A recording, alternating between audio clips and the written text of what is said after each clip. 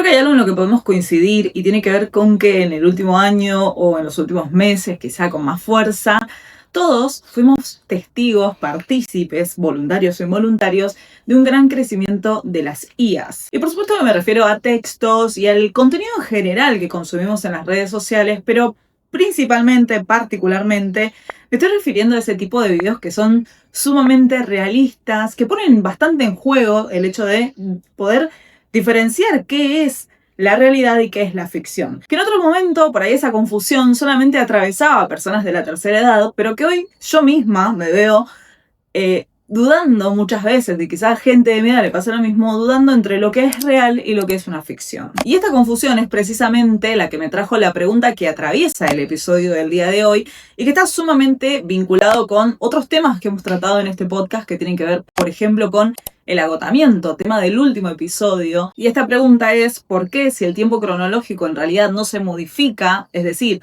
una hora sigue siendo una hora, sentimos que vivimos en una vorágine constante que por momentos se vuelve inclusive insostenible? Y es un poco como esa sensación de que la vida avanza a una velocidad, pero realmente tan rápida que nos deja sin aliento y que muchas veces nos deja sin la capacidad de entender exactamente qué es lo que estamos viendo, qué es lo que estamos viviendo, qué es lo que nos atraviesa.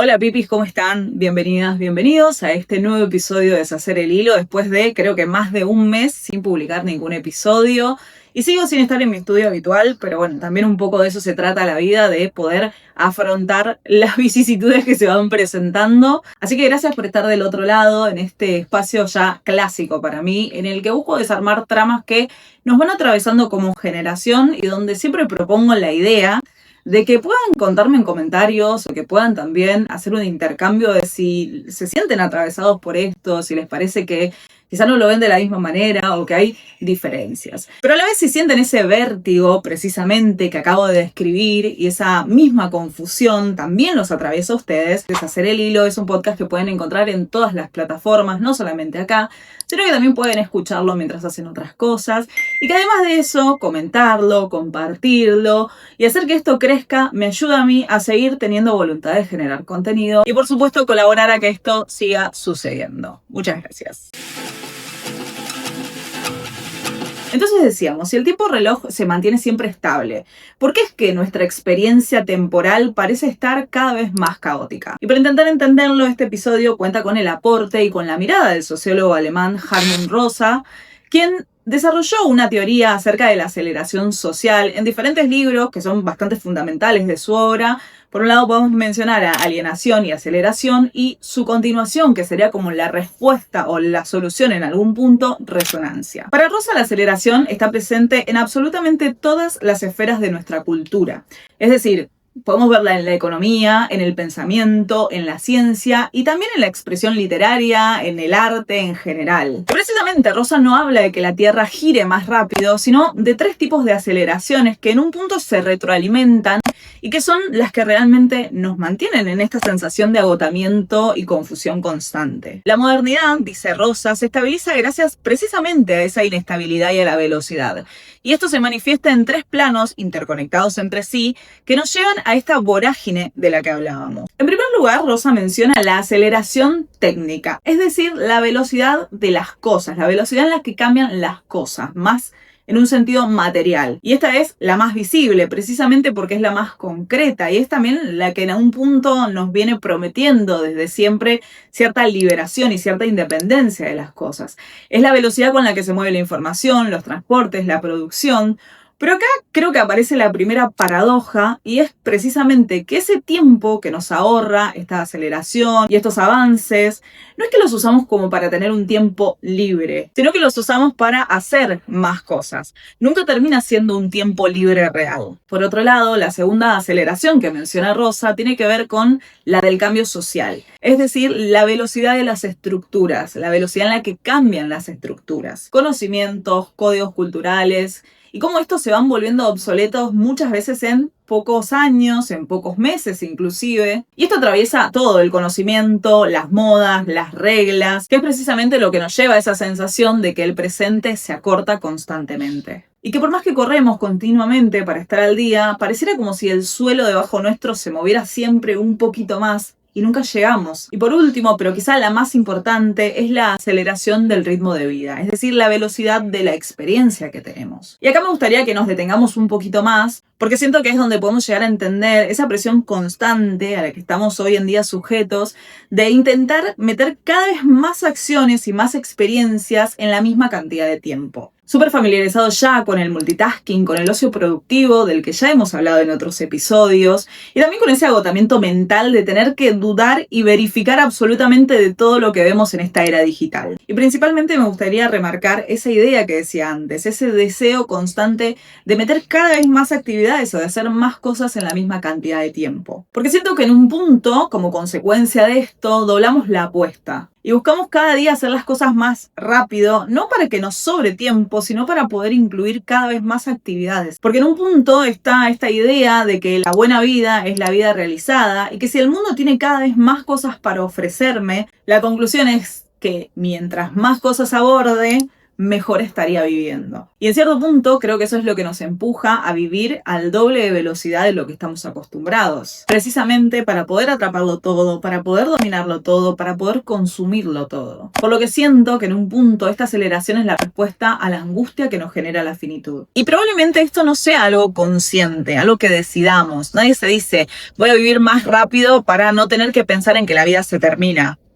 Creo que nadie lo hace de esa manera. Pero hay una lógica en la que estamos inmersos constantemente que nos empuja a querer abarcarlo todo antes de que sea tarde. Y esto se ha vuelto un reflejo casi automático de nuestra sensación de que si el mundo nos ofrece más, nosotros necesitamos abarcar más, y eso nos lleva, sin lugar a dudas, a sentir que la aceleración va en crecimiento. Y si miramos la realidad, estos tres tipos de aceleraciones se ven también en lo efímero que se ha vuelto todo. El propio contenido de nuestra vida social siento que cada vez es mucho más volátil. Y les invito a hacer un paralelismo generacional mirando la vida de nuestros padres, de nuestros abuelos, que en un punto ellos podían contar con vínculos e instituciones muchísimo más sólidas de las que tenemos hoy. Hemos hablado ya en otro episodio también sobre la idealización de todo pasado como algo mejor, que tampoco es algo que compartimos al 100%, pero sí es verdad que las estructuras eran mucho más sólidas y que los vínculos tenían una forma de crecer que también le daba una estructura a todo el resto. Pero hoy nosotros experimentamos algo completamente opuesto, es decir, esta vorágine que sentimos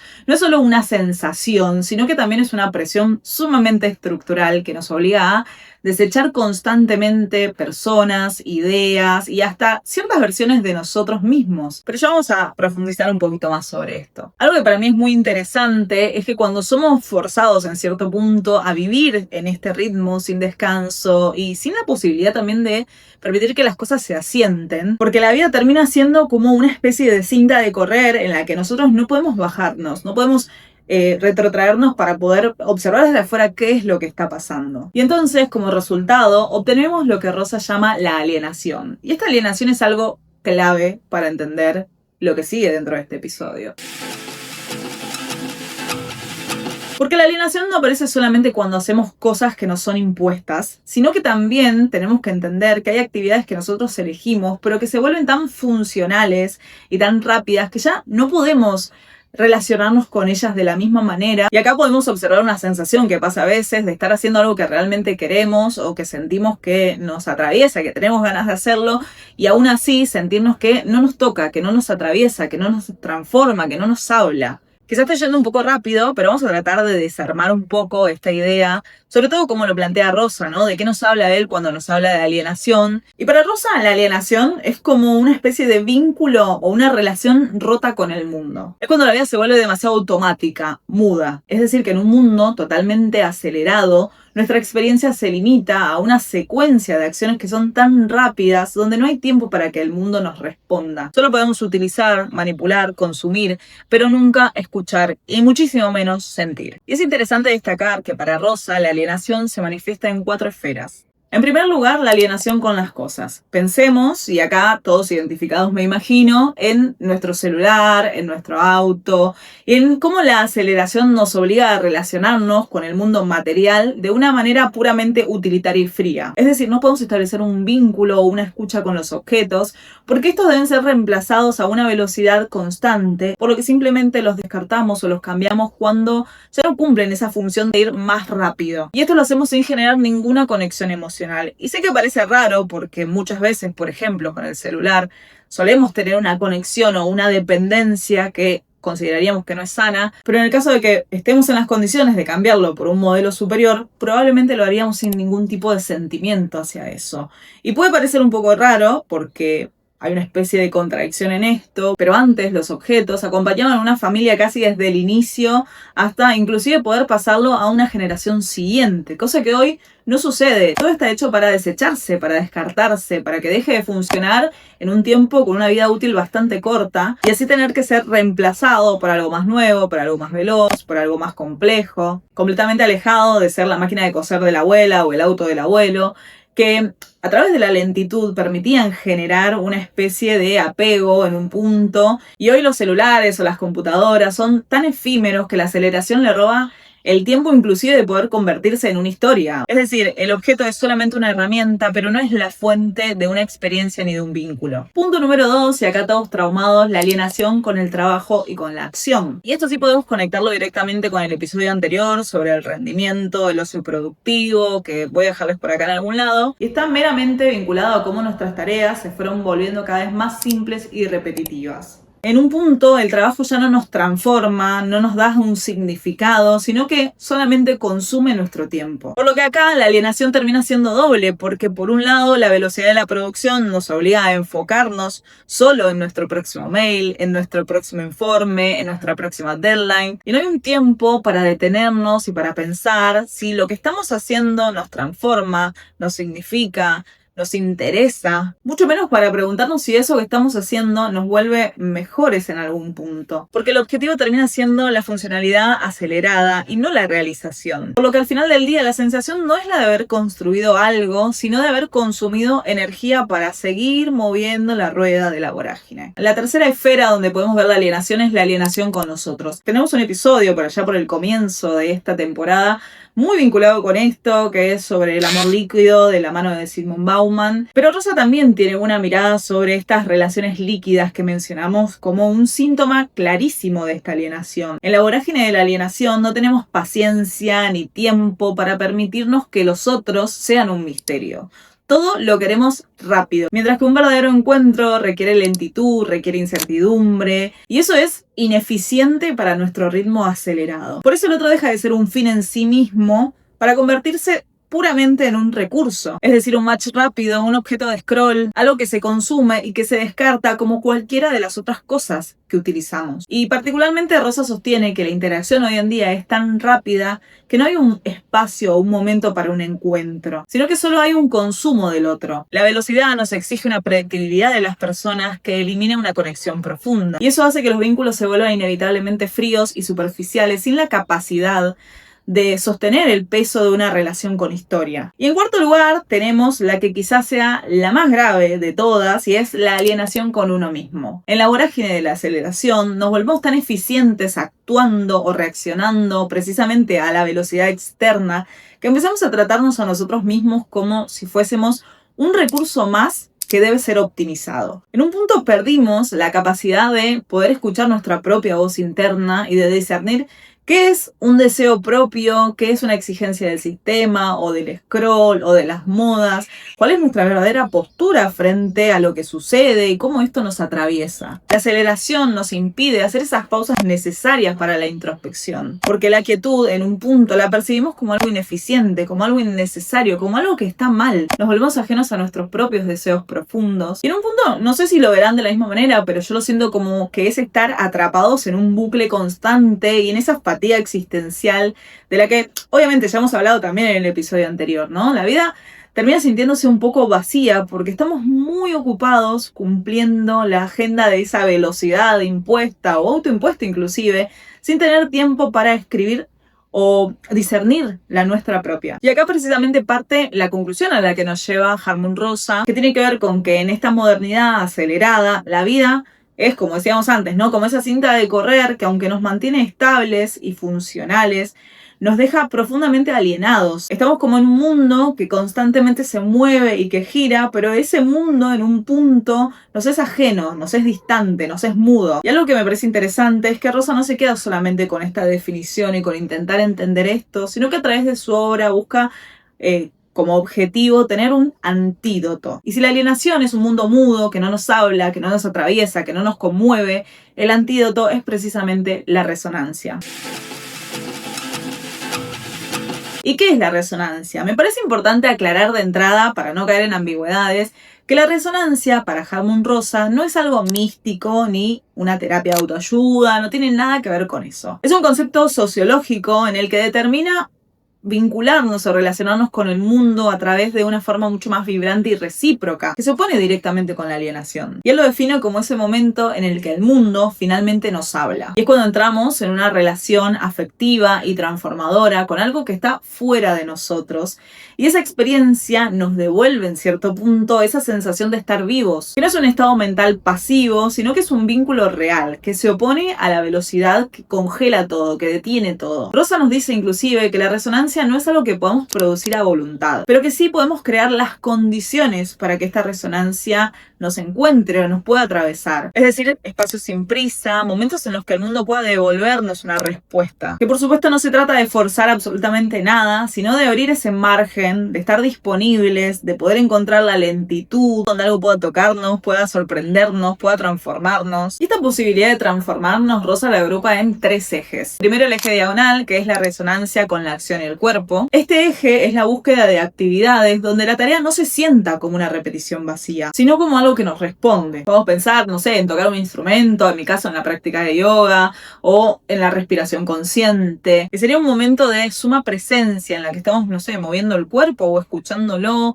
o donde esperamos recibir una respuesta de nuestro cuerpo, conectándonos realmente con él. No usándolo solamente como una máquina eficiente, que siempre va hacia adelante, que siempre rinde, que siempre tiene algo que hacer, sino que también entrar en un diálogo con tu cuerpo, poder entenderlo, escucharlo, comprenderlo. El segundo es el eje horizontal o la resonancia con los otros, y es precisamente este antídoto a las relaciones líquidas. Es buscar un encuentro genuino, sin agenda, es permitirse que el otro sea siempre un misterio y darle tiempo para que se revele, en lugar de reducirlo únicamente a una conexión ligera, una conexión rápida o una opinión que puedo generar de alguien a través de una red social. Es tener una conversación lenta donde no tenemos una necesidad de reaccionar de inmediato, sino de escuchar de verdad, de tratar de entender lo que la otra persona me está contando, me está diciendo. Y el tercero es el eje vertical, que tiene que ver con la resonancia de lo trascendental y de la quietud. Y este quizá para mí es uno de los más profundos o de los más importantes. Es, no sé, encontrar conexión con la naturaleza, con algo muy sublime, con el arte, nuevamente, con la quietud, con la meditación, con poder estar con nosotros. Encontrar esos momentos donde el tiempo cronológico se detiene un poco, de una manera no real, pero sí dándonos esa sensación y sentimos que podemos formar parte o formamos parte de algo más grande que nuestra rutina acelerada. Y creo que ahí es donde la angustia de la finitud realmente encuentra esa pausa. Lo que podemos ver en el análisis de Rosa es que nuestra época está como atrapada en una dinámica de no saber detenerse. Es una rueda que gira sola y que incluso cuando queremos bajar un cambio, sentimos que todo lo que está cerca nuestro, todo lo que está alrededor se sigue moviendo y no nos sentimos capacitados o sentimos como mucha culpa cuando no estamos haciendo algo realmente productivo. Porque empieza a surgir esa sensación de que si no estamos completamente en movimiento, nos vamos a quedar afuera de todo lo que va pasando. Y algo que me parece importante es que no es porque alguien nos lo esté ordenando, porque no hay una bajada de línea exacta de que esto tenga que ser así, sino porque la propia lógica de nuestro tiempo funciona así. Y creo que la única forma de no ser tragados por toda esa vorágine no es correr más rápido, sino precisamente encontrar nuestros propios momentos de lentitud, de calma, de escucha activa. Es el acto de resistencia precisamente de buscar momentos para la introspección y para vincularnos realmente con todo lo que nos rodea. Porque los ejes de resonancia que acabamos de desarmar, la quietud, el encuentro, el trabajo transformador, las actividades transformadoras, son precisamente prácticas que no se pueden falsificar. Aun cuando intentemos impostarlas, no podemos fingirlas. Nos obligan a parar realmente y esa pausa, esa quietud, creo que es el acto de resistencia más radical en una sociedad que nos quiere siempre corriendo. Y si les interesa llevar esta teoría crítica a la práctica y a cosas concretas, #MomentoChivo, es justamente lo que propongo explorar en mi otro canal, donde comparto meditaciones, clases de yoga y donde voy proponiendo diferentes prácticas que nos ayuden a conectarnos con nuestro cuerpo, a bajar un poco las revoluciones, a tratar de escuchar todo eso que sucede a nuestro alrededor y bajarnos también de esa rueda que gira y que gira y que gira y que parece que nos arrastra y donde no somos tan capaces de detenernos, mirar, parar. Así que les voy a dejar por acá abajo el otro canal o por acá arriba, no sé exactamente, para que también puedan chequear a ver si algo de lo que aparece ahí les puede sumar a su día a día o ayudarlos mínimamente en algo. Y si esas prácticas no los atraviesan, no les interesan, pero sí se sienten sumamente alienados y sienten que el mundo alrededor nunca les da un feedback, no les responde, les invito a buscar su propio eje de resonancia esta semana, o donde puedan, pero dense el permiso de que las cosas se comuniquen con ustedes, de poder interactuar con las cosas como cosas vivas y no en un modo tan automático que nada tenga sentido. Y es acá el episodio del día de hoy. Muchas gracias por haber estado del otro lado. Voy a tratar de realizar esto de la mejor manera al momento de la edición, porque sé que es un poco complejo, pero a la vez siento que no es tan difícil verlo reflejado en cada cosa que hacemos, donde las cosas parecen todo el tiempo como perder el alma y volverse tan superficiales, tan efímeras, que no nos dan tiempo ni siquiera a conectarnos con todo lo que está pasando.